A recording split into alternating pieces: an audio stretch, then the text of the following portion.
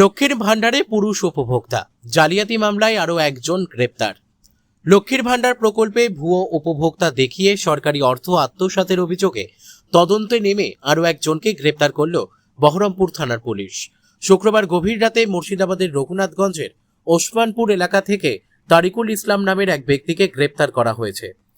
Police সূত্রে জানা গিয়েছে, ধৃতের নামে থাকা একটি ব্যাংক অ্যাকাউন্ট ব্যবহার করে একাধিক ভুয়ো উপভোক্তার নামে লক্ষ্মীর ভাণ্ডারের টাকা লেনদেন করা হতো। তদন্তে সেই আর্থিক লেনদেনের সূত্র মিলতেই তাকে গ্রেপ্তার করা হয় বলে দাবি পুলিশের। এই মামলায় ইতিমধ্যেই 3 জনকে গ্রেপ্তার করেছে বহরমপুর থানার পুলিশ। তদন্তকারীদের অনুমান, ভুয়ো নথি ও ব্যাংক অ্যাকাউন্টের মাধ্যমে সংগঠিতভাবে সরকারি প্রকল্পের অর্থ আত্মসাতের একটি চক্র কাজ করছিল। সেই চক্রের সঙ্গে আর কারা কারা জড়িত তা খতিয়ে দেখা হচ্ছে। শনিবার ধৃত তারিকুল ইসলামকে বহরমপুর আদালতে অতিরিক্ত মুখ্য বিচার বিভাগীয় বিচারকের এজলাসে তোলা হয়।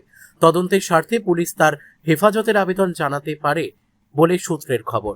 লক্ষ্মীর ভাণ্ডার প্রকল্পে অনিয়মের অভিযোগ সামনে আসার পর থেকেই প্রশাসনের তরফে একাধিক স্তরে যাচাই প্রক্রিয়া শুরু হয়েছে। এই গ্রেপ্তারের পর তদন্ত আরও গভীরে পৌঁছতে পারে বলেই মনে করছে পুলিশ। মুর্শিদাবাদের বহরমপুর থেকে জয়ন্ত রায়ের রিপোর্ট, বিগ নিউজ বাংলা।